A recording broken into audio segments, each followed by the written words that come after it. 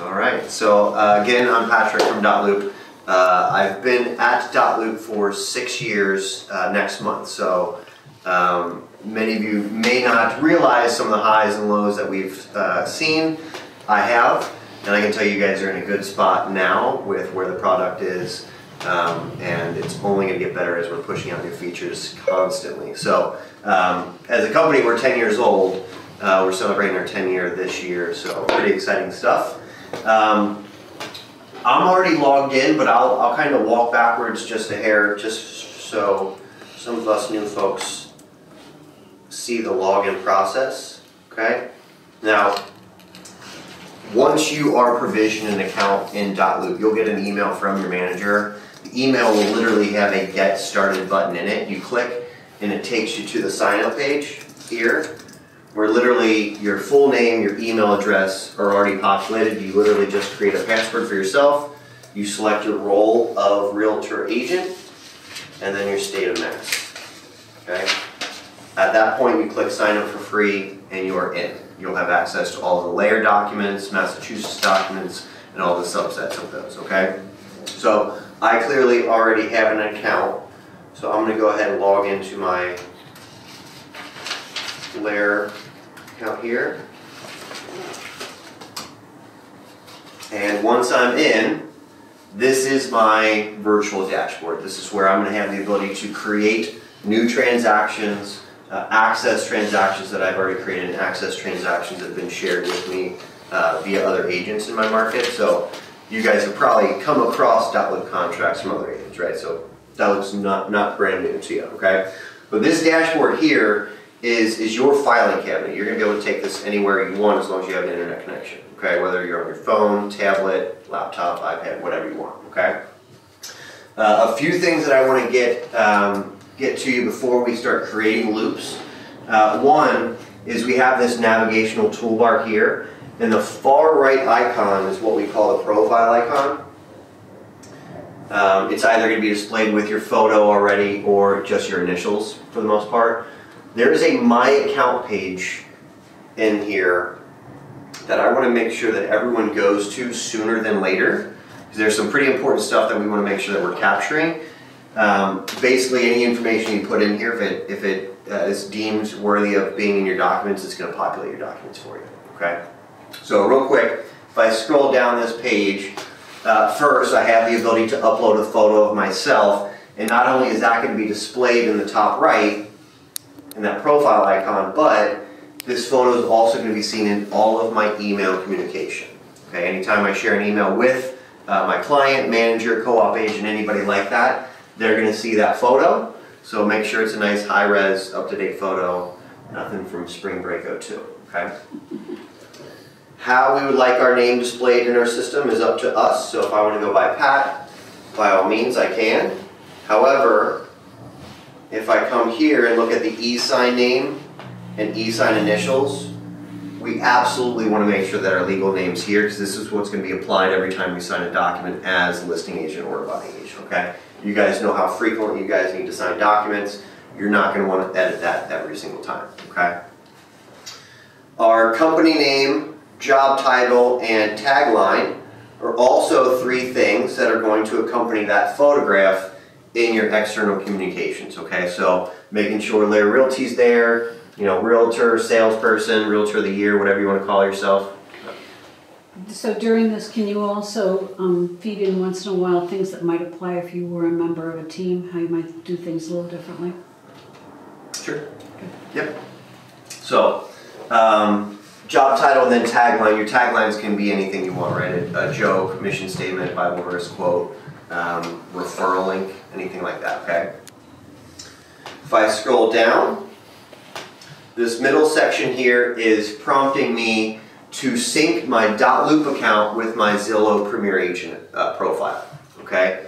There's two benefits of doing this. One is once I have this synced, I can solicit reviews from my clients that will post automatically to Zillow within 24 hours, okay? So within Dotloop, as you're sharing documents left and right with your clients, you have the ability to capture that moment, that high, that win, and get some feedback and a little testimonial from your client and have that post within 24 hours. Does it automatically do it, or does it send it? So you have 24 hours to review it, basically.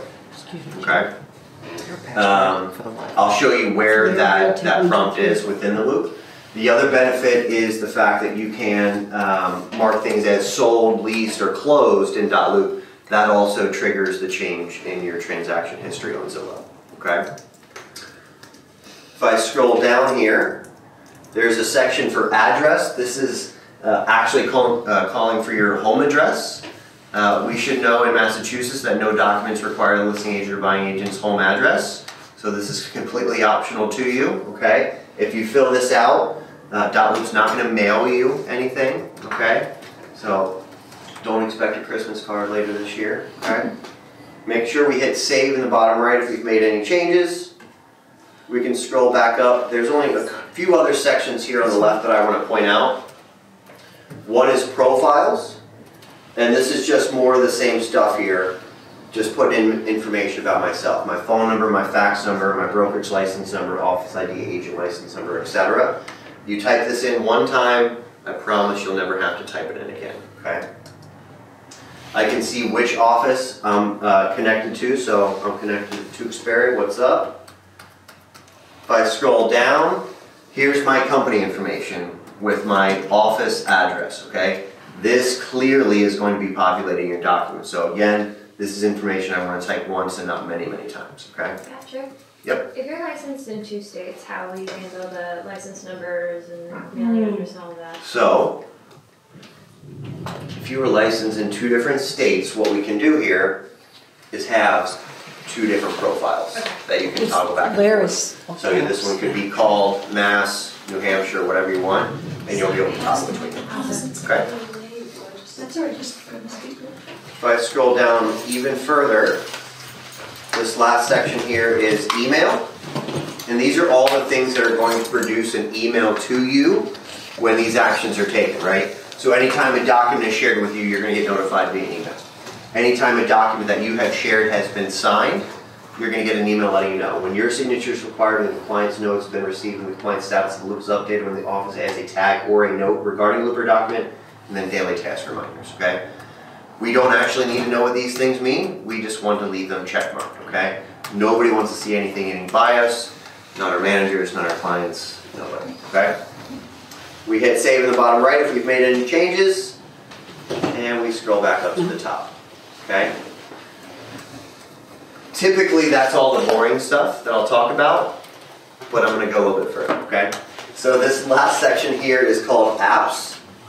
And one cool thing that .loop has did in 2018, we really expanded our integration partners in helping you work better with multiple systems and not having to enter in information into separate systems multiple times. So you can see here all of the CRM and lead gen partners we have. So Boomtown, BombBomb, all that stuff. Or I guess BombBomb's on the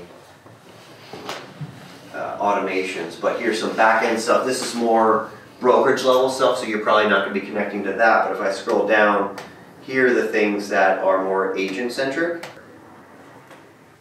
I'll basically key in on this middle section here. These are all integrations that were done by this API Nation group. So for instance, I can connect my .loop to Dropbox. So when I mark things as sold in .loop, this automatically downloads everything out, sets it in your Dropbox to create additional storage, okay?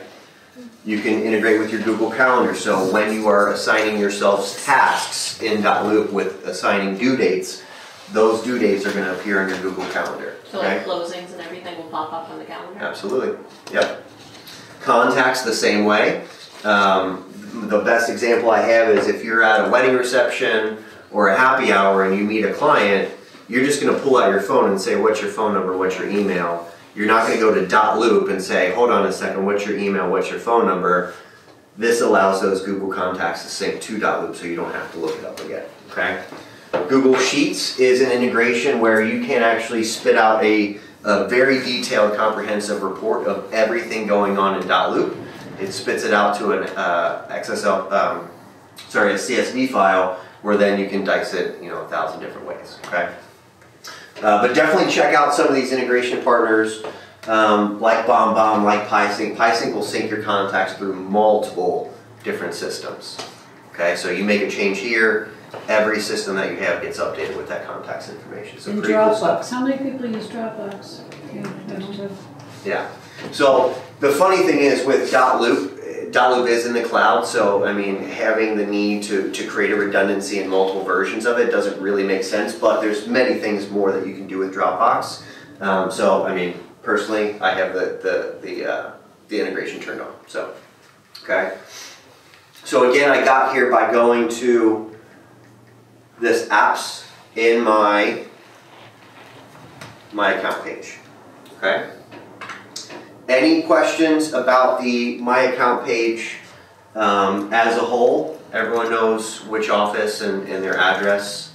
Everyone knows their middle initial, their license number. Cool.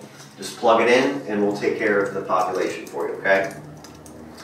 All right. Let's go to our Loops page now. And I can get there two different ways. I can click on this smiley face logo that says Loops. Or, much like any other website, I can click on the LAER logo on the top left. That'll take me back to home, or as we call it, the Loops page. Okay? Now, those of you who have used .loop prior, is this what your home page looks like? Now, like recently it just updated by itself, but before it didn't. Sure, okay. So you're probably familiar with the old .loop page, which I can still get to by clicking switch to old .loop. Forever? Nope, not forever. So are you used to this or the circles? I'm used to that. Like I just recently saw this whole layout. I came in and I logged in and I was like, whoa, what is that? So I'm not gonna lie. For the past year, there's been a button up here that says click here for early access to the notification. I am not lying. It's it's like a year and change. Okay. But it's cool because we've allowed you to toggle back and forth, whichever your preferred Loops is. However, we're not going to be managing two different Loops pages moving forward. March 16th, old .loop goes away. It's not nice. So which one, so, This is old. okay. I guess I better pay This is attention new. now. You better click there. Okay. Yeah. So I'm mentioning this now so we don't wait till March 15th at the 11th hour to make the switch. Do it now, get used to it, get comfortable, okay? Besides just new graphics and kind of a cleaner layout, we have some advanced searching features and filtering capabilities, much more than the previous page. So on your search bar, you're going to be able to search by clients' names of documents and things like that, and pull up the transactions that have those results, okay? Filtering, we're going to be able to filter by much more than just our standard statuses, and I'll show you the filters a little bit later, okay? But there is also the list view for this page. So if you still prefer that, this little icon over here kind of just stacks them. So maybe there's less scrolling involved in that, okay? Okay. So yesterday I started a new loop and it was the first time it asked me to upload a picture. Mhm. Is that a new thing? Or Sure is. Well, so it's the first time we prompt you to, Okay. but you've always been able to add a picture. Okay. Okay? So So that's gonna be the norm? that's going to be the norm. Okay. Okay? So if I click add loop here, there are now 4 steps essentially to create this loop before we access it, okay? The first is to give this loop a name, all right? Traditionally, when we have a listing, you're simply using the property address, okay? 123 Main Street, whatever, okay? If you're representing buyers, you don't have a property address yet, you're perfectly fine just to use the client's name, Mr. and Mrs. Smith, Bill, and Nancy Stevens, okay? As I begin typing a property address, a few things happen, okay? I get these suggestions below, and there's 3 sources of these suggestions, okay? One is the MLS, okay? So if you guys had a live listing right now, I could plug that in. It would say whatever the MLS is, the MLS number listed by so-and-so, okay? If I am a buying agent and I choose that, well, of course, I'm then going to inherit some of the listing information from the MLS. Save me a little bit of time from typing or looking it up, okay? Perfect. We see a suggestion here coming from the .loop MLS with a MLS number then listed by Sheila Dickerson. This tells me that the listing agent uses .loop, and they have a loop already in here that I can connect myself to. Okay? Again, I'm going to inherit some of the information that listing agent put in, and any document that I share to her goes into that loop. Okay, so she's not going to have to juggle multiple loops. Yeah? I meant to ask this question all week. If you're doing new construction, You're going to have to type in the property address. so you have lot 1 through 20, Mm-hmm. and it doesn't even have a street address. It's not going to be on yet. Google yet, so you're going to have to just manually type that. So then during the transaction, if it gets transferred to, instead of being lot 1, it gets transferred to 6 Main Mhm. Street, whatever it is, can you go in and update the address of the loop? Yeah, absolutely. Okay. Yeah, I can show you how to do that. So same would go for if we were representing buyers and we start that loop with Mr. and Mrs. Smith. Once we go under contract for 99 Maple Street, I can change the name to that if I wish. Okay. Okay. If you click on this first one, does Sheila get the opportunity to approve you? So So you're not just anybody's jumping in? no. So one, she's not even going to know that I've connected myself to it until I send her an offer. That's when she's first notified. Okay. Okay.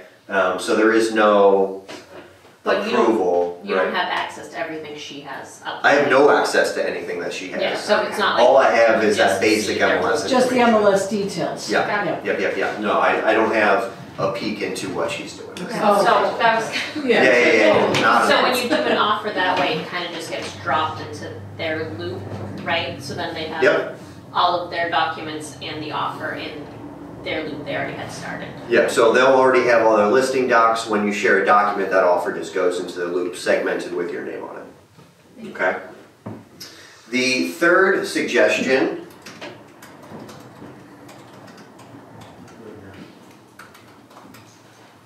is simply Google Maps. Okay? So this is the same thing if you pulled out your phone, looking up directions to go to Dunkin' Donuts, right? It's going to have some suggestions to you. It's to your benefit to choose that. Is now, at the very least, that property address appears on all of your documents. Okay? And you guys should know how frequent that property address appears on your documents. It's literally on every page. Okay? So right there is going to save you a little bit of time nonetheless. Okay? If I zoom out, I can click continue. Now it's prompting me to select a template. And here I'm being asked which type of transaction I'm doing today, or where am I, right? I have the New Hampshire listing buying and Massachusetts listing buying, okay? I'll go ahead and pick the Mass listing, hit continue. Here I'm prompted to upload a photo of the property if I happen to have one stock on my computer, which more than likely you probably won't at this point. I can upload it and then I can hit done. Now if I pull in a loop from the MLS, whatever that stock image is on the MLS, that's going to populate here. Okay, so that's one less thing you'll have to do. If I hit done now, I'm going to get a preview of what this loop looks from the outside. You can see the transaction type is already selected, listing for sale. The status at this point I need to assign, which at this point in the life cycle we're still pre-listing, right? I haven't sent anything to my seller, nothing's signed, we're clearly not active, we're certainly not under contract, okay? So I'll choose pre-listing, and I'll give this a list price. Okay. Zoom out. View loop. Behind there. Okay. Now the second I jump into this loop, because I chose that listing template, all of my listing documents I'm going to need already populated for me. So all the guesswork that I need, choosing which document, that's taken out. Okay. I have them all perfectly right here. Okay? Now we'll talk about the document section here in just a second. Let me point out what else we have. So we have the documents. I can collapse this folder by clicking on it just so I don't have to scroll as much. I have a local service provider section, people section, and a task section. Okay? Personally, I like to start at the bottom and work my way up just like Drake did. So in this task section, I can create and load a template of tasks that I've already determined that I'll need for this listing, okay? So I check mark that, hit add, And there are about 8 of the most basic things that you could do when you're listing a property, okay? Very generic, but this is gonna help me make sure that I'm staying on track and I'm not forgetting something that I might take for granted, okay? So creating the CMA, meeting with the clients, you know, these aren't just actionable items, they're also documents that are gonna be needed throughout the transaction, right? And if you look over here, I have the ability to assign a specific task to an individual. So if I need, you know, my assistant or somebody else on my team to take measurements for me, if I'm on a team, I can go over here and assign that task to so-and-so to make sure that she gets the email letting her know that she needs to do that, okay? I also have the ability to assign due dates for these specific tasks. So if I'm meeting with my clients on the 22nd, I'm going to get an email on the 22nd in the morning letting me know that I got to meet with my clients that day, okay? Will that also sync with the Google Calendar if you... This is exactly where that is. Okay? So that'll appear on your Google Calendar and you'll get the email that morning, okay? Now, if you don't come over here and check that item off as complete, not only are you going to get an email on the 22nd, but on the 23rd, the 24th, the 25th, 26th, 27th, 28th, and then the 1st, okay? So we'll send you 7 days worth of reminders until .loop gives up, okay? We tried very hard to remind you, but you are a lost cause, okay? At that point, you may want to do what I did and get married, and then you'll wake up every day with reminders that you can't turn off, okay? So make sure you complete those. You, of course, can add on to your list. If there's any one-off reminders that you need for this client, maybe they prefer phone calls after 8 p.m., after the kids go to bed or anything like that, you just need a subtle reminder for it, okay? Now, these are not just checklists for ourselves as agents, right? Maybe we know what we're doing every time, but guess who doesn't know what they're doing? Our buyers and sellers, okay? So I can create a brand new list here specifically for, let me close this, specifically for my buyer. Okay, my buyer's checklist. And then you can itemize those things that they're going to need. And then you can assign due dates for them so they're getting those reminders that you're still waiting on this paperwork. Okay? Even more so, I can create basically an affiliated business type link here. So I can say dukeenergy.com/address/change, right?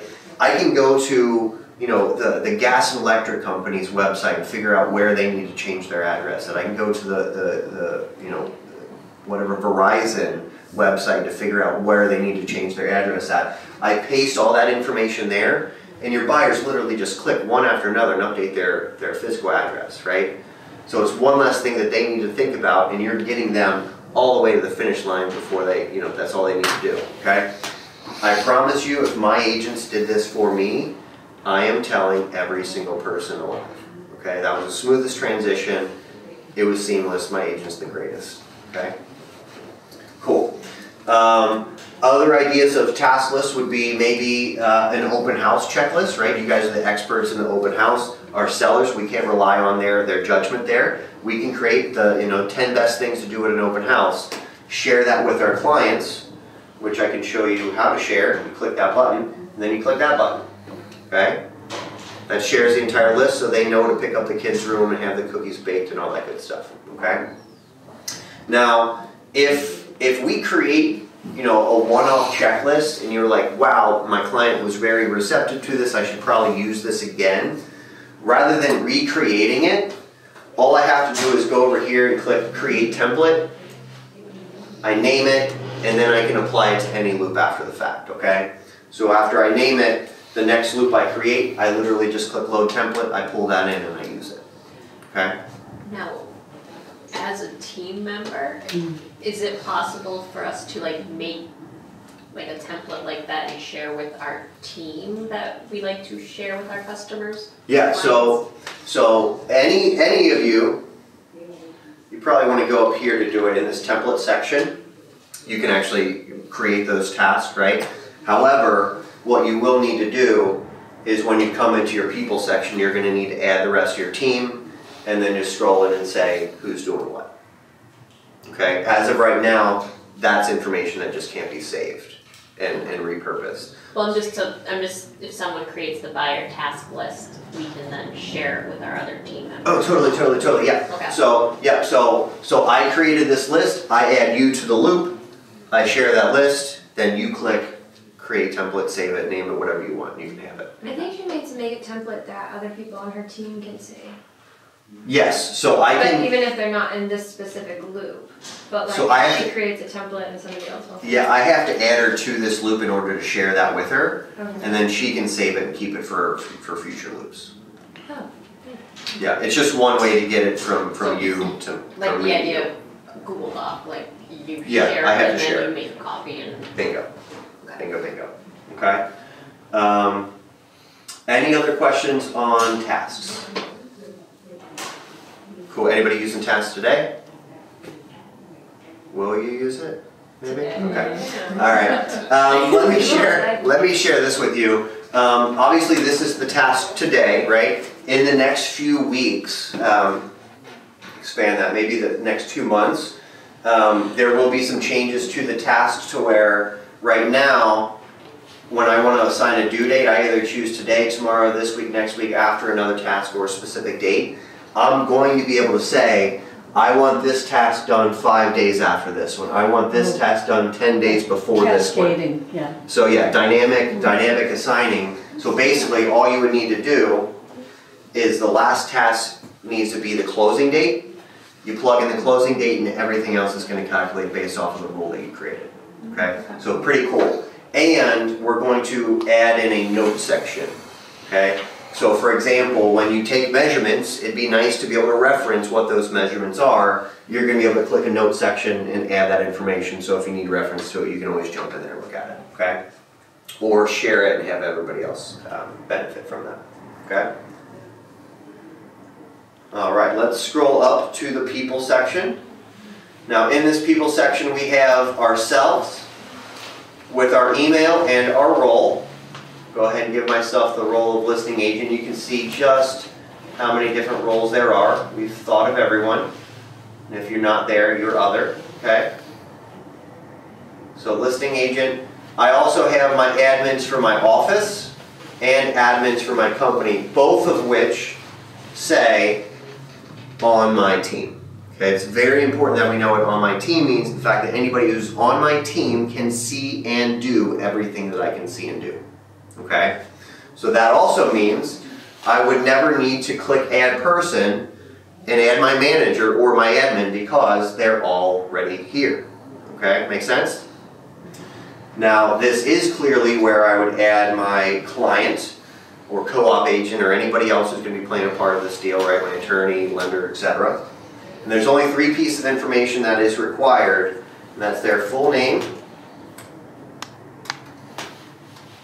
Okay? Now, once you've added someone to a loop before, they're automatically saved to a virtual Rolodex, so the next time you work with them, and we know that you will, their information is going to be pulled up. I click, and I save myself a little bit of time. Once I click her role, this box will expand to allow me to type in more information about her. This is information that we want to make sure that we're capturing, not only because it's going to populate our documents, but this is also contributing to some of the other integrations that LAER has, that, you know, such as an accounting software that you can't just plug in client data. This is the only way it feeds there. So we'll see that this is very important for us to fill in.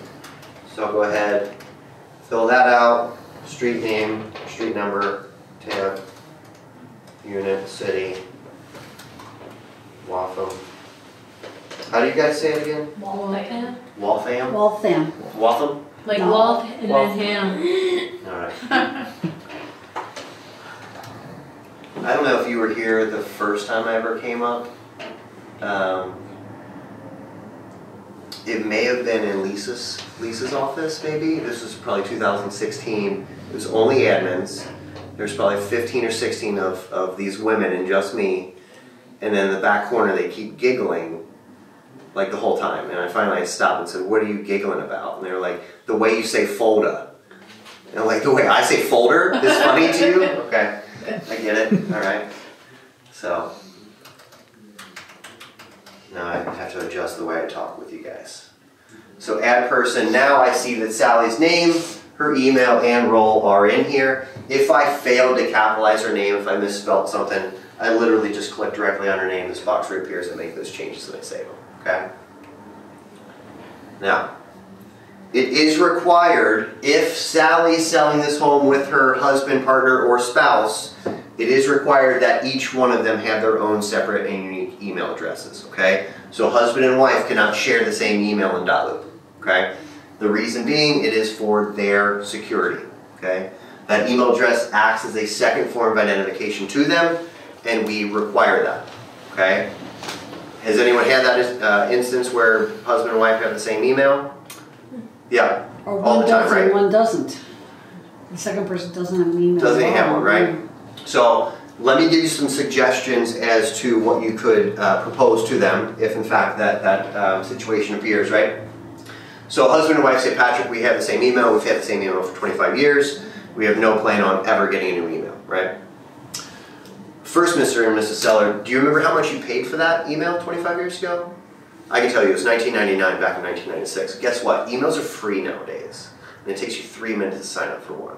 If you don't want to do it, I'll do it for you. Whatever, right? At the end of the day, though, if they're still reluctant to create that password, create the email, whatever the excuse they give, the government's watching them, whatever, it is perfectly fine for us to scroll up, open up the document section, fill them out, download them, print them, and have them signed on the back of your Brossart. Okay? That process is never going to go away. But if our sellers live out of the state or out of the country or something along those lines, we're going to be able to, try whatever we can to coax them, but never pressure them into doing something that they're not comfortable with, okay? That makes sense? Mm-hmm. Cool. Ask if they have a work email they can use, whatever, okay? For this example, we'll say that Sally is not married.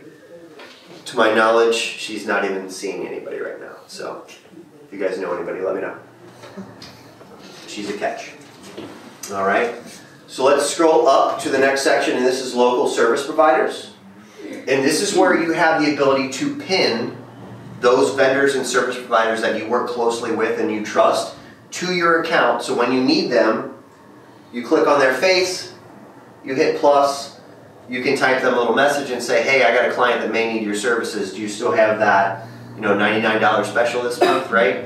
Send that to them, they get an email, and they can reach out to your client on your behalf. Okay? So it links the client's email and everything with it? So not yet. I would have to include that in the message. Okay. But what happens if I check that box right here and I hit request info, bill inspector is automatically added to my loop, at which point I can then introduce him to Sally. Both of them get an email, and if either one responds, they're talking to each other. Okay? But at this point, all I did was send Bill an email saying, hey, I got somebody for you. So more than likely, he's going to call me, and then I can make the introduction other ways. Okay? Now, let me scroll up. This trusted service provider section's in our people section. So you can manage this and add anyone to any of these different industries, right? So mortgage, if you have some folks, security, attorneys, etc. If I click in here and hit add home security, here's people already using .loop in that industry in your area. So if you recognize any of those names, you can select them. They'll get an email letting them know that you want to, profile them on your account. Okay. Maybe home security wasn't the best. Let's go to mortgage. Anybody know Eric, Phil, Elizabeth, Chris, Catherine?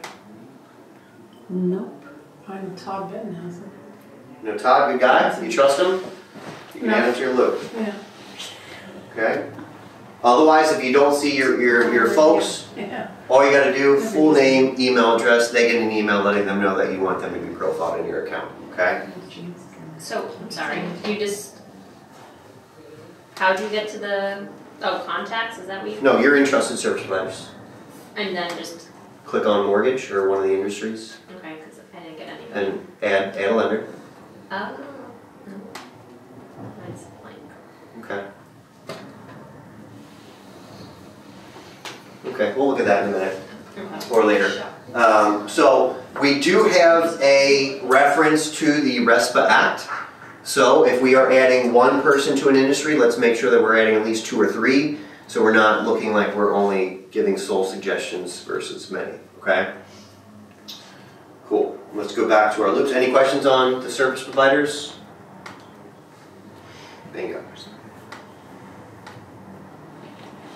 55 Gore. All right. And let's say my client doesn't want to work with Bill. He was kind of creepy. I can remove him. Okay? Gone. Yeah.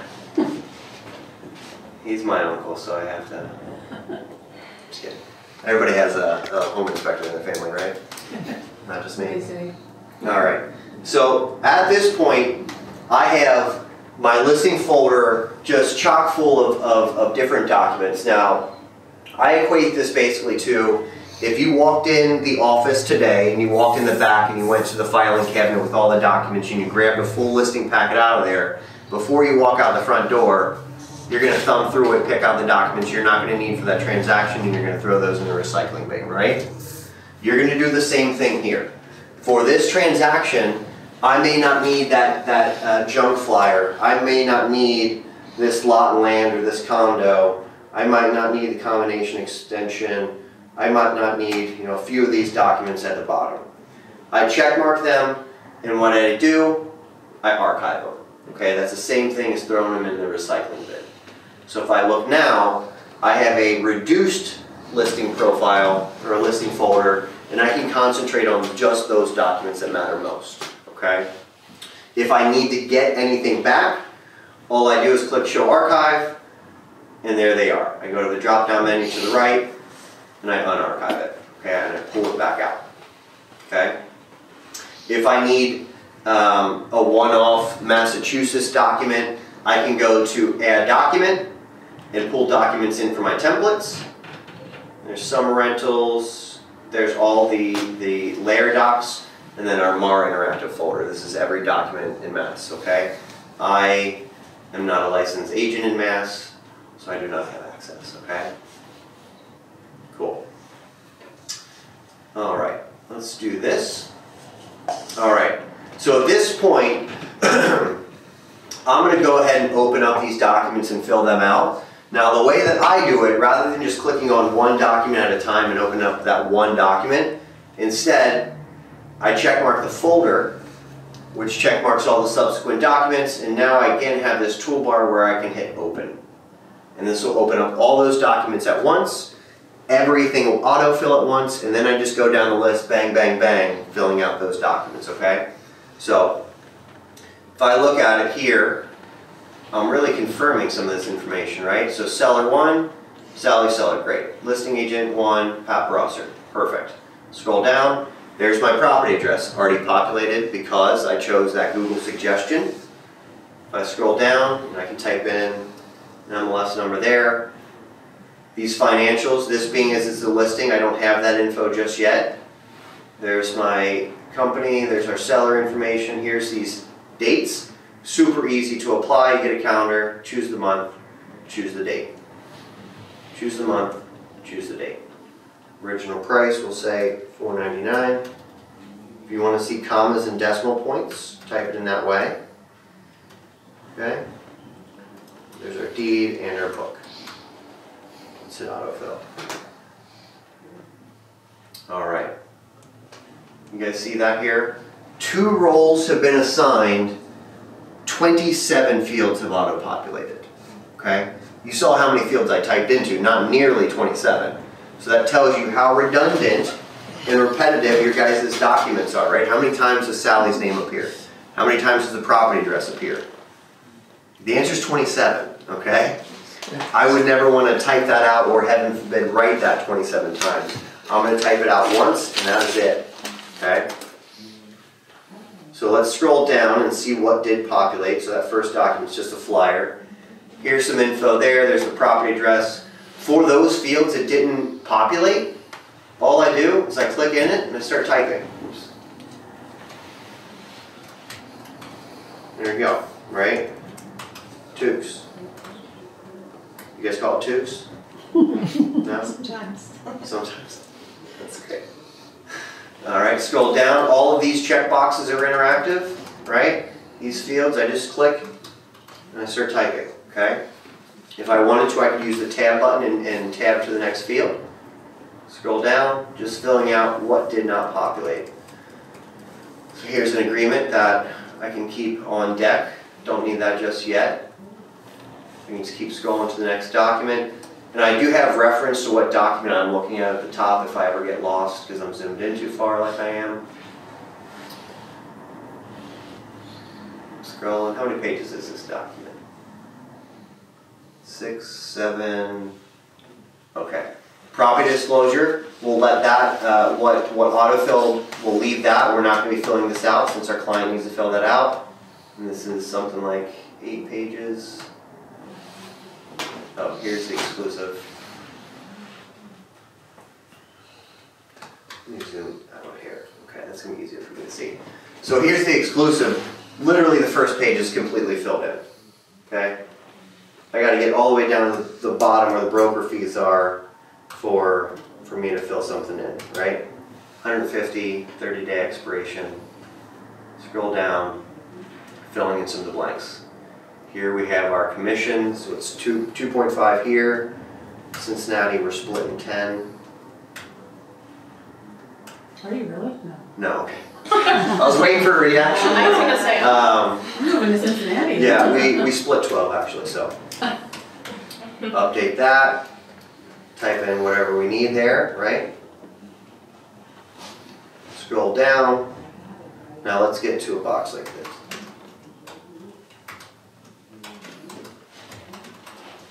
This is a text field, okay? Now, once I begin typing or click on a field, I get this sub toolbar that opens up that allows me to do things with my font type. So I could change that to a serif monospace or a sans serif. I can increase my font size to a 15 point. I can adjust my alignment from left to center to right justified, so maybe that's easier for our clients to read or ourselves, right? I can make that bold, I can italicize, I can strike through the text that I've written, I can change that from black to blue, I can highlight this field to make sure that there's no way that Sally missed something in this document, right? If I need to draw her attention, I can highlight that one of 3 different colors, okay? So you can apply a different meaning to each if you want it. There is a clause library that basically, we all know what a clause is, right? Mm-hmm. So we can pre-prepare a clause library with those clauses. So when you need that kick-out clause or that exclamation clause or anything like that, you click on the clause you need, you hit add, and then I can say seller is responsible for closing costs, right? I can say that, right? And that saved me quite a bit of time. Depending on what clause you're using, some can be more lengthy than others and have more legal, weight to them. The last thing I want you to do is go off the cuff and then end up in real estate jail because we messed up the wording, right? So allow those clauses to take out some of that liability. And certainly run some of these clauses by your managers You know, I had a question. So that little line above it, if you were to type next to additional terms, when you get to the end of that line, is it going to wrap around into that big box? It will. At this moment, there is an issue with that. That's being fixed. That's why I asked. Yeah. So yeah, that's called text wrapping. That will fill in. So if you don't have much to write, start with the big box first. Totally. Yeah. Okay.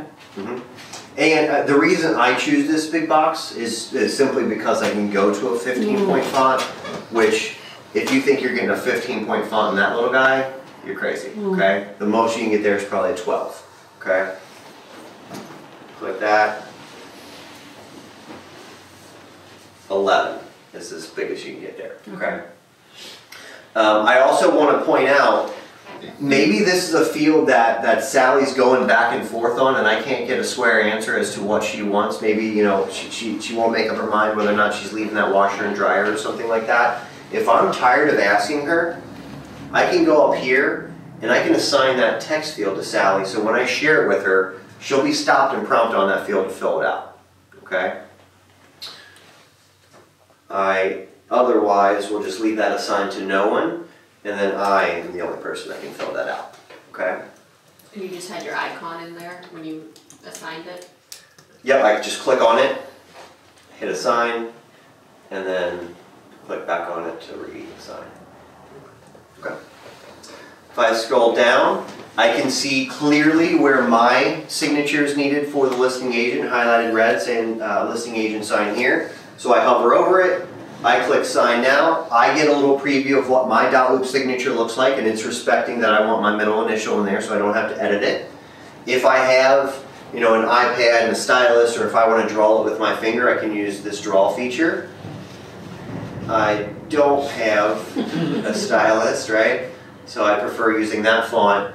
And by clicking adopt and sign, I'm agreeing to the .loop terms of use that my electronic signature and initials have the same force and effect as my written signature or initials. Okay? I click. You can see now that that is signed, dated, and time-stamped. Okay?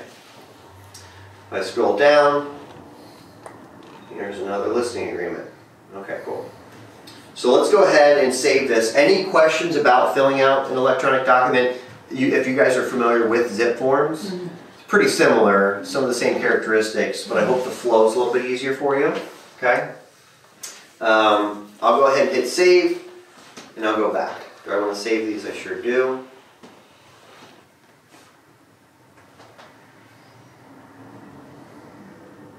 Cool. Okay. Now at this point, I'm ready to share these documents with my client. Now, I could have shared all 5 of these at once with my client. I don't want to do that, and I'll explain why, okay? For this one reason right here, that property disclosure, okay? That's going to need a special permission to share so my client can fill it out, okay? So instead, I'm going to grab this, maybe just this, okay? Then I'll hit share. I'll see which document I'm about to share, who currently has access, myself and my admins. Under add people, Sally's name is already selected because the system knows that there's one field assigned to her, and by default she has the can sign permission. If I click on can sign, you can see the other 3 permission levels that you can grant, the least of which is view only. It's exactly what it sounds like. They get a read-only contract. They can't edit, modify, or sign. Okay, that's ideal for third parties. Can sign is ideal for our clients when they just need to sign or initial documents, okay? So this will let them sign, initial, or fill out one of those one-off boxes that you've assigned to them, okay? Third is can fill and sign, and as you can guess, this allows them to fill out the entire document. Documents like your disclosures or lead-based paint documents, documents that you guys should not be touching. This is going to let them fill everything out, check boxes, all the good stuff, okay? Now, you can probably see now why I'm segmenting the 2 different documents, because I can only choose one permission at a time. So literally, I'll go here and check mark all the documents that need to be signed, share those together. I'll immediately go back, grab those disclosures, share those together. Yes, your client will get 2 emails, but they'll be able to do what's necessary within those emails to complete the documents, okay? The last thing that I would ever want you to do is share, 5, 6, 8, 10 documents and say, well, there's a seller's disclosure in there. I'll just go ahead and give her the can fill and sign for all these documents. It'll be like 10 minutes she's into that before she gives you a phone call and says, what am I doing? Why is it prompting me to fill out all this stuff that you've already filled out? Now I run the risk of her changing something in the contract, so I definitely don't want to do that, okay? So reserve those only for those appropriate documents. And just like in real life, if I have, Sally and, Steve Seller, I'm not sharing both of them can fill and sign permission, right? You would never do that in person, hand them both a seller's disclosure and say, fill them out, and let's see if they match, right? They're never going to match, right? So figure out who's going to be filling it out, share with them. Once you get it back, send to the other party for just signatures. Okay? Does that make sense? Mm-hmm. Cool. Last permission is the can edit in private, and this is the permission that you need to grant when sharing with other agents. Okay? So after after Sally signs the documents, I sign the documents, I shoot it off to Joe Schmo. This allows Joe Schmo, the buying agent, to assign fields to his buying client or buyer and acquire electronic signatures. He does not need to be a paying .loop member for him to inherit that permission from you. Okay? The idea is, if I give him that permission, I'm going to get the document back faster if I allow him to do more things with it. okay? So make sure that you're giving that permission when sharing with the other agent, okay? He can't change what you've done though, right? So, he can, okay? So let's say that Sally and I agree to these terms, her and I, we've signed the document, we shoot it off to Joe, he and his client look at something and says, well, we don't like that, we'll change it. And the second he clicks on that field, he's going to get a pop-up box that says, what you're about to do will clear signatures. Do you want to continue? If he hits continue, my signature, Sally's signatures, gone. Because we didn't agree to those new terms. Okay? At that point, we can make a change and clear their signatures, or we just simply sign the document agreeing to those terms. Okay? So that can go back and forth as many times as you want. And it's going to look like the first version of that document. You're not going to have scribble, scratch outs, redactions, and dates in all four corners of the margin. If they make a change, does it automatically get sent back to you, or do they have to manually show you the changes? So they do need to send it back to you because we don't know when they're done with those changes. So they'll share it back to you. The email that you get will outline those changes. Cool. Okay. Yeah, so we don't have to, you know, scratch your head. Yeah. Did they change it? Right. Okay. Cool. Any other questions on permissions? Great. We'll leave this as can sign.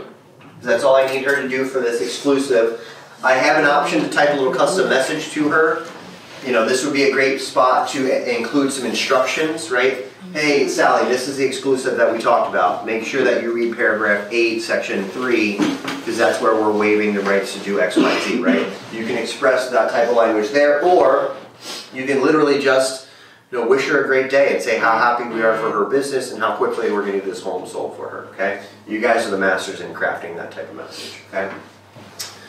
Also, we had an option to attach a PDF to the email. I would like everyone to get in the habit of doing this every single time, okay? This is a great courtesy to whomever you're sharing this with. If they don't want to use electronic signatures, they prefer to download it, print it out, and hand sign it. This gets them one step closer to doing that. In turn, it gets me one step closer to getting it back, okay? So I'm going to do whatever I can for them so I can get it back quicker. They don't have to, it's just an option. Just an option.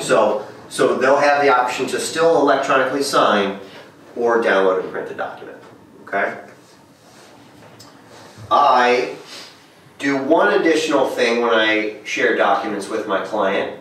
This is going to sound crazy, but when I share a document with them, I pick up the phone and I give them a call. What do? It's crazy. Yeah. So the reason is I give them a heads up. Hey Sally, I just shared an email with you. Do you mind popping your head over your email and taking a look, right? This does two things. One, she may not have push notifications on her phone. She has no idea that I just sent something. So if she appreciates that heads up, she's going to bounce over and sign it. Two, maybe she's at work right now, right? She doesn't have access to her email. I share these documents at 4:26. About 5:30, I'm going to be wondering what happened with these documents. Where did .loop send them, right? Well, had I called Sally, she doesn't get off work till 8 p.m., I can expect documents to be signed after she's off work, right? Give yourself the peace of mind to know and expect when these documents are signed, okay? So, I just called Sally, and she says that, she's like, Pat, I thought I told you I'm in Cancun. I'm down here seeing a Maroon 5 concert, I think that's what she said. Great, Sally, do you mind popping your head over to your email and signing these documents I just sent you? And she says, yeah. I'm sitting on the beach right now with my girlfriends playing some Candy Crush. I'll look at it in a minute. Sally, go ahead and look at my documents, please. So she logs into her email. She hits refresh. And there, the first document, or the first email right there is coming from me. Okay, I think it's important for you guys to know what your client sees on their end. And she's going to see an email coming from me, so she knows that it's a safe, secure sender. Okay, it's not going to say .loop, LAER, some spoofed email or anything like that. She's going to see my name, so she clicks on it. She'll see that it's branded with the LAER logo. If you had wrote a custom message, that'd be there. She can click the View Document button and open it up and sign it. Here's my signature block with my photo, name, license number, and phone number. And there, in the bottom, is the PDF attachment. If she wanted to download it, print it, hand sign it, whatever she can, okay? Now this situation, she's on the beach, she's not gonna get out to go walk up to the hotel and ask for a computadora or whatever the Spanish word for printer is, right? Instead, she's gonna click View Documents. Watch how easy this is for our clients to sign. It's important that we know, so we have the comfortability to share this with whomever whoever your client is, and know that they're going to be able to do this successfully. So there's a banner at the top that says click Start Signing to begin. That's blinking. She clicks. It shoots her down to her first field, highlighted red, easy for her to see. Sally, click here. She clicks on it. She gets a preview of what her .loop signature is going to look like. She still has the same capability of drawing it if she wants, and even more, she can update this to read, power of attorney over some trust or a big corporation. Maybe she's been married 25 times, she has all of the last names, whatever the case, she can make that update if she needs to. Okay? Otherwise, she'll click Adopt and Sign and agreeing to the .loop terms of use. Okay? Now, of course, she has the ability to scroll up and scroll down and read the contract as she should, but .loop is only going to prompt her to be signing. Okay? At the very end, it says you're almost done. Click Finish to send the completed documents back to your sender. So I click Finished, and that's what produces the email back to me like a boomerang, letting me know that my client has signed. Okay? It's important that we not only go through this experience today watching me, but doing it on your own so you get the feel for it. And if your clients have questions, we're going to be able to answer those questions now. Okay? If your client said, maybe I reached out to Sally and said, hey Sally, why haven't you sent it? Why haven't you signed it yet? And she says she did. Well, Sally, did you click the Finish button in the top right? And she says no. Well, I know that Finish button's there now. I had that happen twice last week. Yeah. And we couldn't figure out what we were doing wrong, and I had the admin look at it, and all we could see was that he had viewed it. Mm-hmm. And I forget how I didn't know about the Finish signing. Yeah, it's important. important. He signed things before us. I don't know why we missed it. Yeah, it's important to know. That way we can coach them, encourage them, and troubleshoot things. Now, after she signs, she then is going to be prompted to connect to one of your service providers that you've suggested. So you can either prompt them, or this allows them to do their own due diligence and look for those service providers that they'll need down the road. Does that automatically pop up? Okay. Sure does. Now she can hit skip. And then at this point, she's going to be prompted to create a password for her new free .loop account, okay?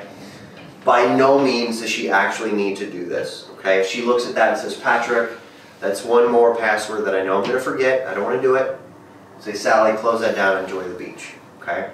Or she sees, it says free now, but, I've been bitten by that snake before, right? I'll get charged 20 bucks next month. I promise you, we do not want Sally's money. Okay, just Stacy's. Okay. All right. So I'm going to close this down. And if she signs up for that account and creates a password, this is what she's going to see. Okay, this is her loop if she logged in. What does she see that's different from yours? It's limited. She only sees that one document that I shared with her. Okay, and that's it. So everything is private until I share it. Okay? Even so, the tasks, right? She doesn't see all of my tasks because I didn't share them. Instead, she has one urgent task to sign that document, which is already checkmarked because she's done it. Okay? So she's not going to get those emails reminding her. Any questions about the client experience? How easy was that for Sally? Super easy. Okay? The seller's disclosure and the fill-in. Mm-hmm. Can you talk about that? I can encourage you guys to role play amongst yourselves, and if you have an alternative email, you can share yourself the contract and see what it is. But it's no, my question was the document that we didn't send them because it's the seller's story of the house, the seller's disclosure. It's stuff that the seller has to fill in. Yeah. I usually just print it out and hand it to them. Are you suggesting by the fill-in button that they can actually fill it in? They can. Online. Yeah, I've never had anybody do that. So, have you had anybody do that? Yeah. So all of the check boxes, they're all interactive. They can check whatever they want. They go through. But you're probably right in the fact that not too many people are doing that. No, but there's more to it. There's writing a story. Have you ever had water in the basement and then they? Yeah, you can fill it in. We usually just like for when Janice does it, because she has us pre-fill out everything for them in the loop, so like they just click it and the text box is already there. She doesn't just do that for like, you know, the contracted purchases, she does it for everything, so there's like a huge text box over that whole section, so they have like a couple of paragraph space and stuff. Okay. How do you do it? Do you hand it to them in person? Yeah, I have them just fill it out in person. So And if they do it that way, then can you upload it into the? Oh yeah. Oh, yeah. absolutely. Okay. So we'll look at that. So From Dropbox or whatever. that's another reason that we attach that PDF to the email. Okay, so even if they do want to fill it out electronically, maybe they want to print out the seller's disclosure just to be able to walk around the house and maybe take notes of things that they need, right? And say whatever, and then they can do it electronically. But at the end of the day, all we need is it filled out, right? So let's say that that's the situation. Sally, there was too much going on, so she downloaded it, and maybe it was going to take her, you know, several hours to kind of walk through the house and do whatever. So she downloads it, prints it out, scans it back, and emails it to me. Okay, how do I get that document back into .loop? Well, I have this Add Document button here, which allows me to open things in my browser. So if I have it saved on my desktop, I click that, I grab the seller's disclosure, hit open, and I attach it to my loop, just like you're attaching a PDF to an email. Okay, pretty basic. Or, if it's saved on your desktop, I can literally drag that document into one of those 3 squares, or I can literally drag it on top of the document that I want it to replace. I let go, hey, you're about to swap out the seller's disclosure, do you want to? I sure do. That replaces the new one and archives the old one that's not executed. And I know you want to talk about this at the end with the mobile app, but can you touch on that now because it relates to what you're talking about? Sure. So we'll talk about mobile in a little bit, but we have some features in mobile that you don't have access to on the desktop. And one of those features is the ability to snap a photo of a document and upload it. Oh, you can do that. Right. You can do that, okay? So for instance, if your seller is, you know, you call them 20 times and say, hey, where is the seller's disclosure? Why haven't you got this back to me? And they say, well, I don't have a scanner to scan it to send to you. You tell them to take a photograph of each page and text you that. Then you can upload it from your phone. Okay? We'll talk more about it, I promise, okay? Thank you. If you have like, you know how you have the converter on your phone that can take a picture and turn it to a PDF? Our software does that. Okay. Yeah, you don't need the third-party app anymore. Okay. Yep. So we'll take it from a JPEG, spin it into and a it'll PDF. turn to, Yep. okay. Sweet. Okay, so that's how I get that contract back in, or that document back in. At this point, if we fast forward, we can say that this is now a fully executed listing packet, okay? What should we be doing with the fully executed listing packet? We should be turning it into our office so they can run review and compliance on it, okay? So what we have here in the top right-hand corner of your loop is a Submit for Review button, okay? I click Submit for Review. It's going to ask me which folder I'm submitting, so that's my listing folder, and I need it to be reviewed. I can type a little custom message letting my admin know something specific about the documents I'm turning in. Maybe the seller lives out of state, out of the country, maybe this is going to be an upside down sale, who knows, right? Convey that message and click Submit, okay? That gives them an email that says, go into 55 Gore Street and review these documents, okay? At which point you will get an email back letting you know either that they were approved or if there was something missing, XYZ, what is it? Okay? Our admins have been trained to explicitly say what those changes need, so we're not wasting our time trying to figure out what that is, right? Because it may take, my admin returns documents to me without giving me any context. It may take me 24 hours to figure out what it is, then another 24 hours for my client to sign it. We may have just missed that 48-hour deadline.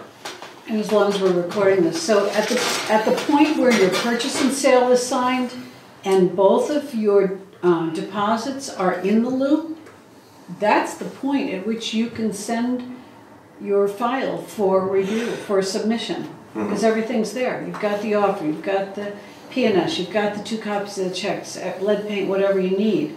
You should do it then, not the day before the closing. Please. I haven't had a single agent submit their own file for review. Usually they just leave it as is, and then they do the check request to Maria, and then Maria calls me and she's like, I got a check request. Can you review? And I have to manually Yeah. which So folder. let's pause for a minute. This is Ashley, and she is the admin for North Reading, where we were Cool, yesterday. Ashley with a C. Yeah, I'm And, the lead uh, Ashley. And Andover. Okay. So and here can- too, actually. And here too, yeah. So can Nice. you help answer that more properly? We've already Yeah, gone over so you have too much going on in your day to just pop your head in a loop to see if things are signed, or Which to is have paperwork, essentially- given to you 20 different ways, right? Which is essentially what happens, yeah. Exactly, right? So But we're gonna we retrain really them do for your need, Okay. we really need our agents to pick up their own weight and click submit to prompt you to go in and look, okay? Otherwise, you're not gonna go into 55 Gore to see if Pat got that one document signed, right? You don't have that time. So as an agent, I prompt you to do it, you do it, and we're gonna free up all that extra We're time. gonna back you up on that. Thank you. Because Okay. literally they never, never. So if you want to, Give some that attention. submit for review button is the pay me button. You wanna get paid, hit that button, So right? it's not actually after the listing agreement, it's after. So it's after right before the, closing. Oh, it's different for a listing. right, so you can submit listing paperwork to be Right. reviewed, or if it's Right. just the offer paperwork that's being reviewed, then you wait till the offer is completed and the P&S and all the Right. deposits, and then you submit. And- It's basically signed documents. So while it Yes. says submit review, it's more like submit for For review. review. Okay. And another It's signed. point to It's a that. little late in the game after it's signed. No one's reviewing it. Sure. So, but let's say this is a listing and maybe we don't have the seller's disclosure yet, or we don't have, everything buttoned up. I don't want, to be sending this to Ashley piecemeal and say, hey, here's 2 documents to review, I'll get the other ones later, right? That's, again, just wasting time.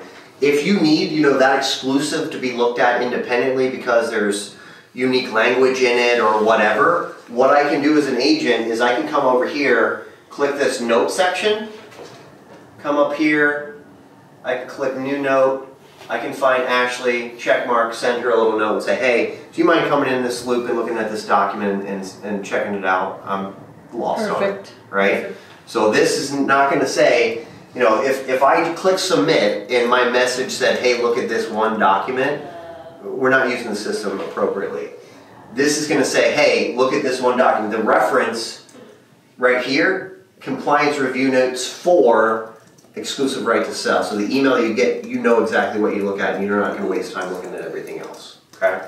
And do you have to do this before you put the listing live? Like at the, No, have no. the review No, done? no, no, Okay. no. Yeah, that would be up to No. you guys. Okay? No, you're gonna get everything signed, make Yeah, it's it basically live, like a and siege. then you get the paperwork back to the admin, yeah, no. Well, for certain things you would need for it to be after the listing anyway, right? Right. Because for lead, the buyer also has to sign a portion of that, Yeah. initial or some weird thing, so. Yep. So at this point, whether we submitted the listing or not, once we're live on the MLS, we need to be updating the status to active listing, okay? Because we want our listing to be searchable for those buying agents when they create a loop and they type in 55 Gore. We want them to see 55 Gore with my MLS number and my name, okay? So making sure that that's active is going to make that happen, okay? There's actually 4 criteria to make it active. 1, listing for sale, active listing. We either have the property address or the MLS number in here, and we've deemed ourselves the listing agent.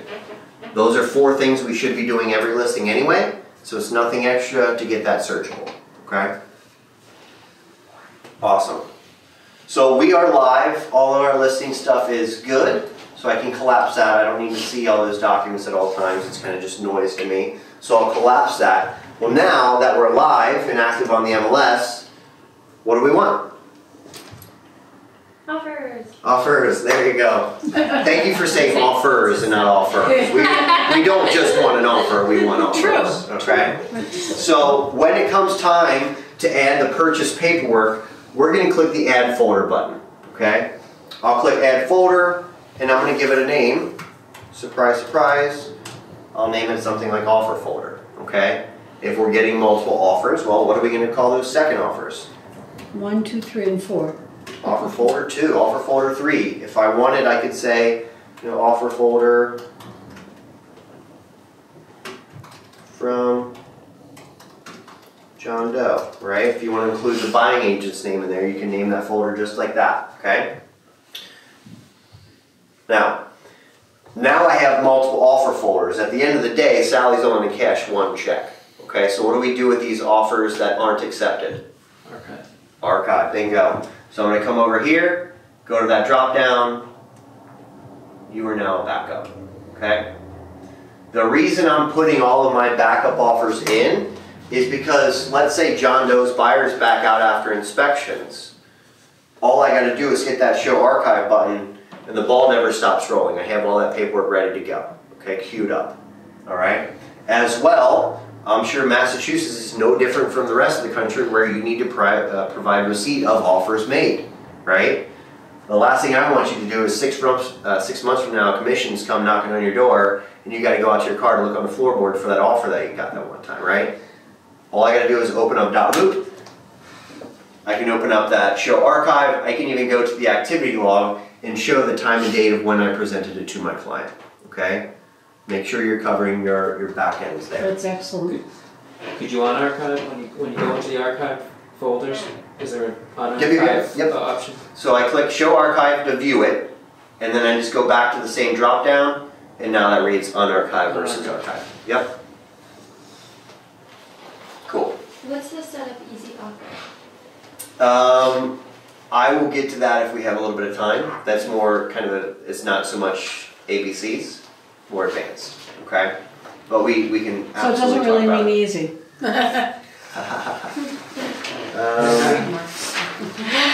If you want, you can read up on it. It's on the second page. Okay. Okay? All right. So at this point, well, first, let me tell you, I got an offer from John Doe last night. The little thing about John Doe is I've worked with him in the past, and I was really hoping I'd never have to work with him again. Okay? Are you familiar with John Doe? True, yeah. You know this guy? Okay. So, John Doe doesn't use .loop, and that's only one of many reasons I don't care for him. But, so he emailed me a contract last night just via email, okay? So essentially I could download that document from my email, save it on my desktop. I can come here and click add documents, click browse, and upload it, right? The same way I would do everything else. I could drag it and drop it from my desktop, or I can literally email that PDF from the email into .loop, okay? So if I click email, this big long 40-character email address that's specific to this folder appears. All I need to do is click copy to clipboard. I then go to my inbox where I have his email.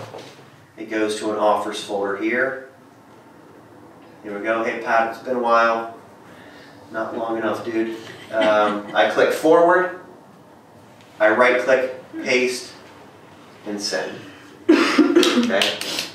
Let me do it again. Let me do it again. Okay? If I hit refresh, I hit add document, there's my cursor, email, copy to clipboard, go to the email, I forward, right click, paste, send.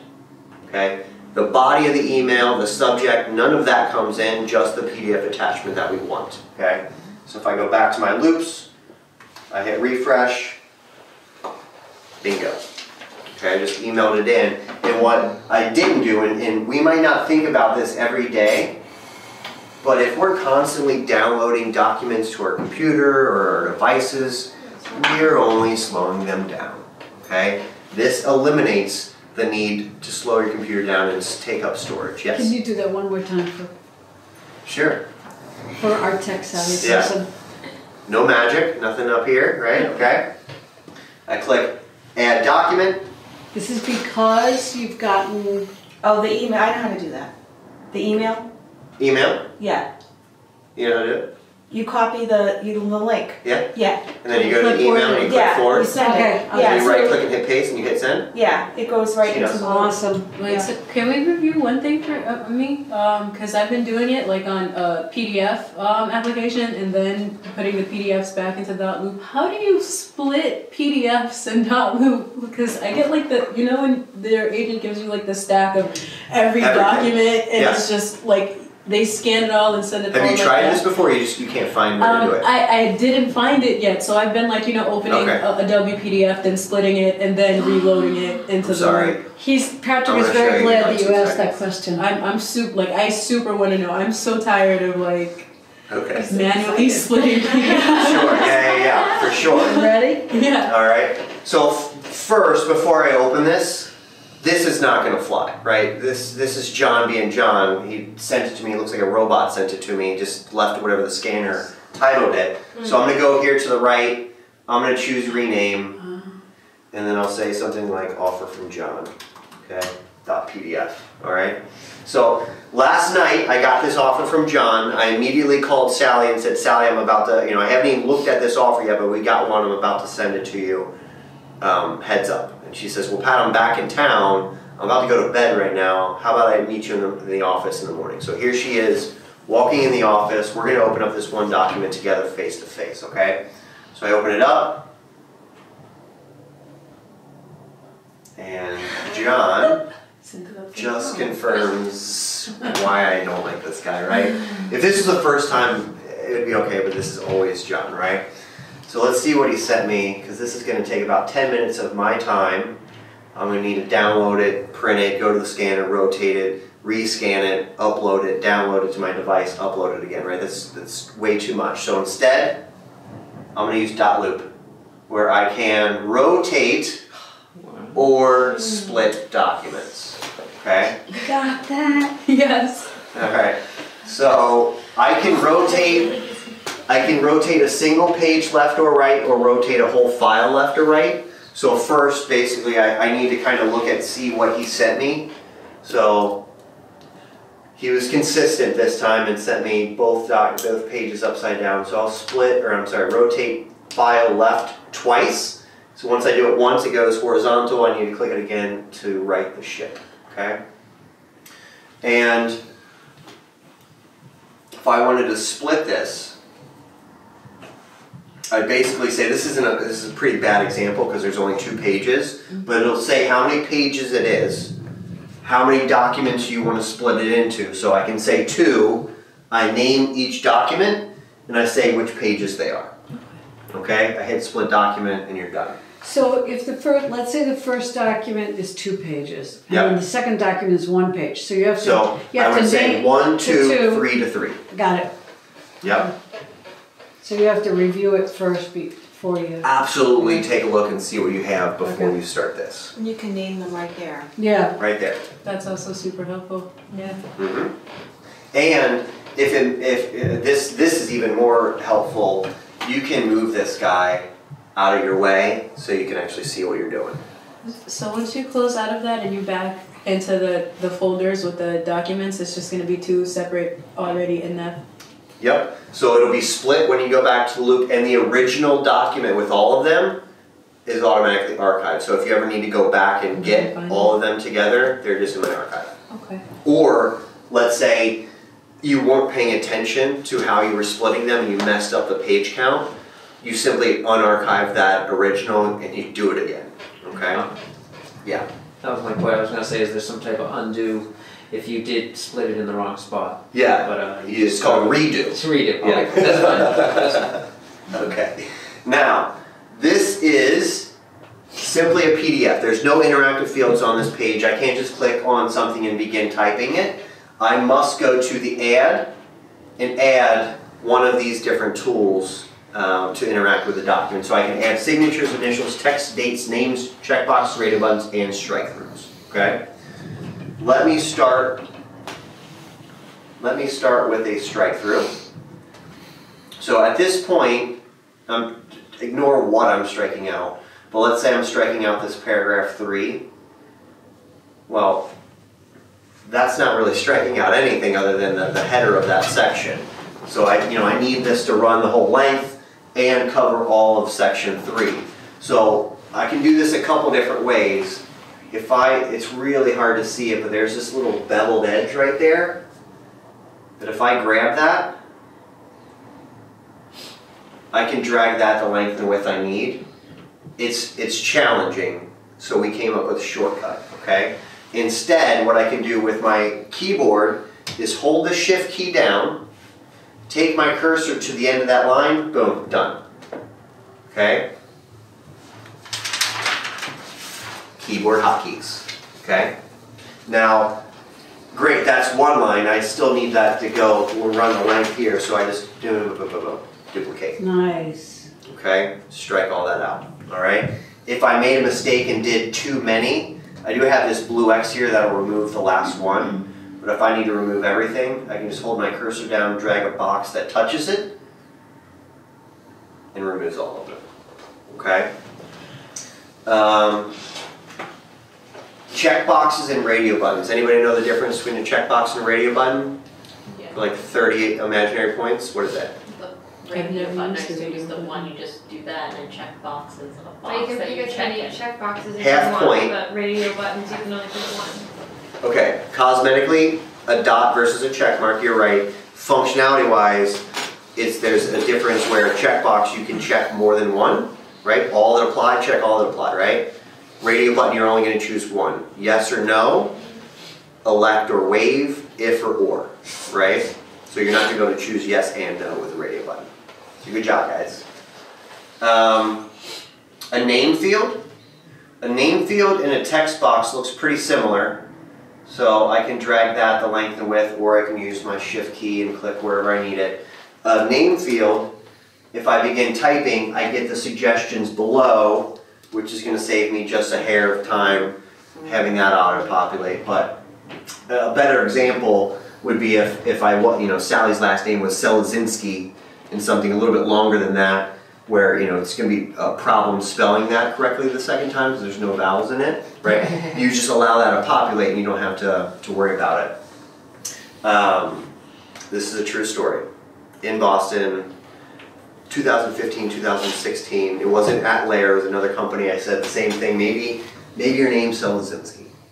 And a girl in the back raised her hand and said, that is my last name. So I'm still looking for her. Has anyone worked with a Selazinski in Boston? I don't think so. No? Okay. Well, interesting enough, she couldn't spell her last name either. So allow that to populate for you guys, okay? Like I mentioned, a text box looks the same way. So I click that, I can drag that the length and width if I wanted to, or I can use that shortcut, okay? I can do some pretty cool things with my keyboard here. So I don't know if it's kind of hard to see, but that's not perfect, right? I'm kind of overlapping there, and I need that to be perfect before I send this out. I can actually use my keyboard. I can hold shift and this little button here, move that one pixel at a time. I can make that deeper, one pixel at a time until it's perfect, okay? So if you want that to look great, you have that ability to manipulate that way, okay? And then obviously you can begin typing in there. What else do we have? We have date fields. Date fields are going to interact the same way you think. You get a calendar, choose a month, choose a date, okay? These can also, as you can imagine, be resized. And if you don't like that numerical value, you can just type in, phonetically, whatever you want, right? February 20th, all right? Text fields, initials, and signatures. Initials, let's say we need initials at the bottom of each page, right? You drop it. At this point, because it's a PDF, that's highlighted red, meaning anybody can sign that, because the PDF doesn't know who we intend for that initial to be assigned to. So we need to tell the system that. We hover over it, we click Assign Field. This blue drop down appears, I select Sally's name, done. Okay? Same rules apply for signatures. I grab it, I drag it down, I assign that to Sally. Okay? Now, if this, let's imagine this not only Sally was on this, but Sally and her husband Tim. Well, in this document, it was 10 pages long. Well, essentially, I need to go to the top, grab an initial field, drag that down to the bottom, then I got to go back up to the top and assign that, then I got to go back up. That is a ton of top to bottom if this is a 10-page document, okay? That's why we have this legend over here that allows you to copy these fields and paste them on other pages, okay? So for instance, let's say I need these two initials on all 10 pages. Well, I can drag an imaginary box over top of it. I can use this shortcut to copy, Shift Command C, oops, Shift Control C on a Mac. Let me get rid of this guy here. Let me highlight that again, Shift Command C, scroll down to page 2, I paste it, okay? Scroll down to page 3, I paste it, wherever I need it, okay? This is going to be something that you're going to need to practice to get pretty good at it, right? You're not just going to watch me for 10 minutes and get good at it. You're going to need to do it yourselves, okay? But that's going to save you a ton of time, all right? So let's fast forward again, and remember, we've been ignoring Sally. She's been sitting in the office this whole time while we were looking at this. I need her to sign this document. But since she's face-to-face with me, it makes no sense for me to email this to her for her to drive all the way home, find her IBM computer and sign it. Nor would it make any sense for me to have this nice big laptop, I share it, and then she pull out her little 3x5 phone and try to sign it, right? Instead, I have the ability to click Save, and if I go to More, I click on Host in-person signing, okay? So when I click Host in-person signing, it asks, who do I want to sign? And there's only one person assigned in this section. So I click Continue. Now it says, hand over the controls of the device to Sally Seller. When Sally Seller has completed signing, you may sign back in to see the results. So at this point, I get up out of my chair, I let Sally sit at my desk, or I spin my laptop around, or I hand her my iPad, whatever I'm working on. She clicks Begin Signing. Oops, let me try that one more time.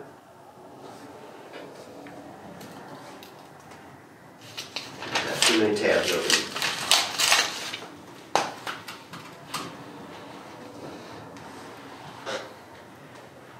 Or host in person signing.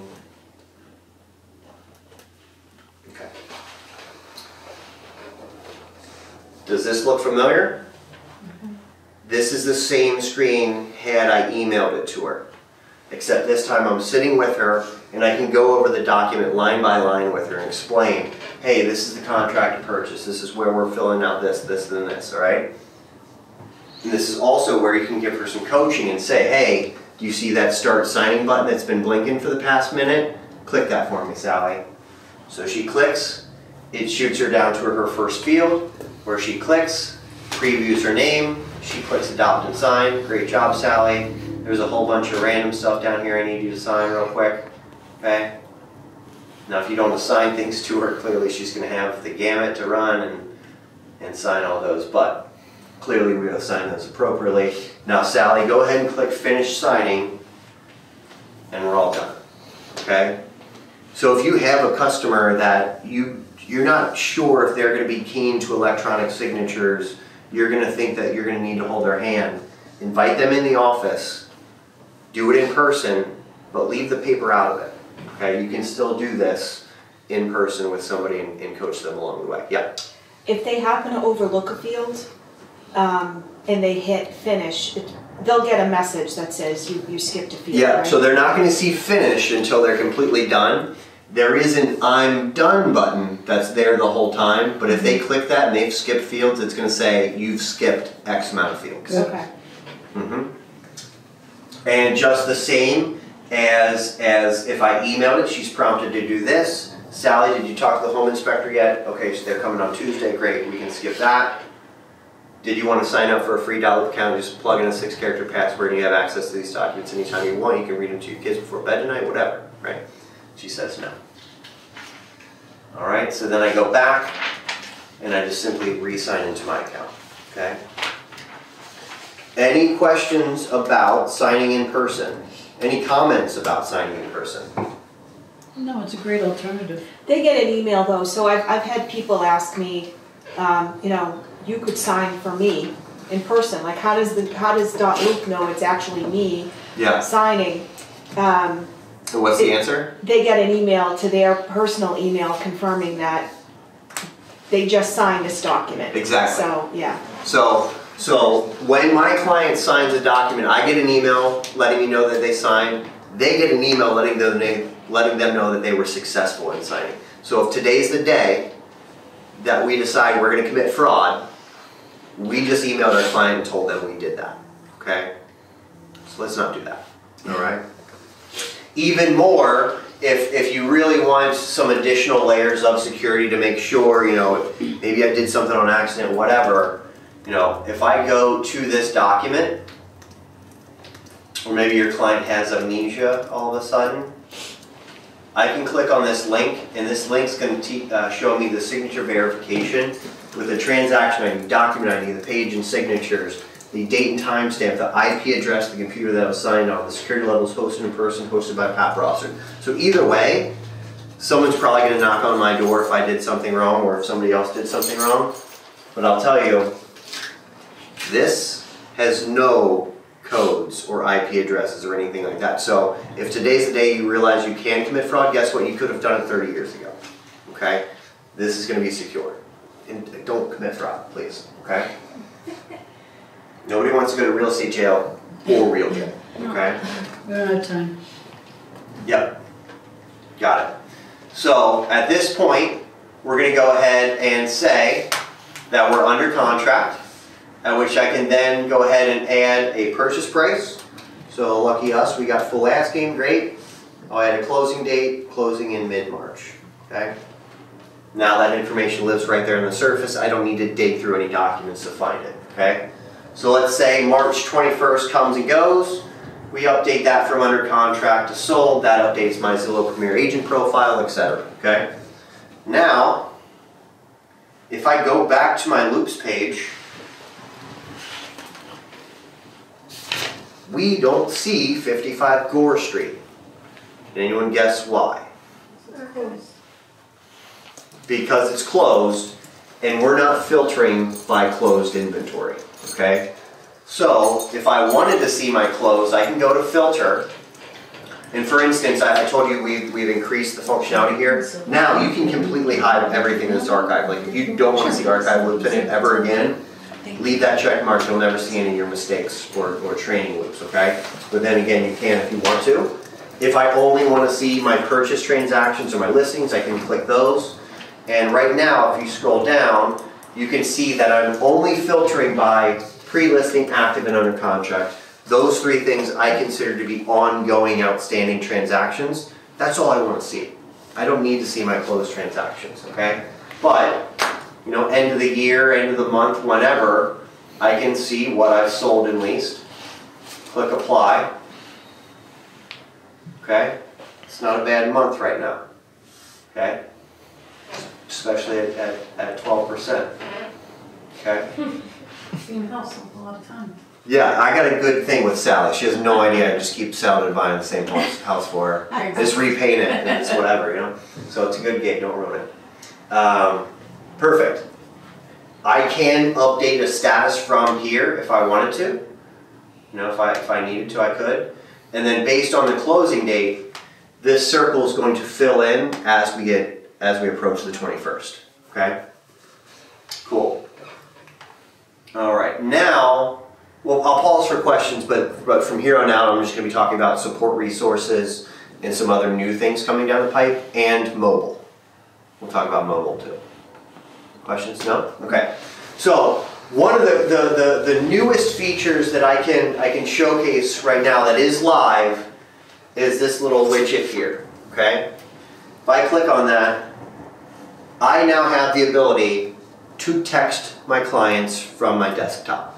And I can say, hey, I just shared some documents with you. Do you mind pulling that up and looking at it? Or, hey, what's the information on this, that, and the other, right? I can send text. If your clients aren't being receptive and responding quickly to email, guess who's going to be responding very quickly over text?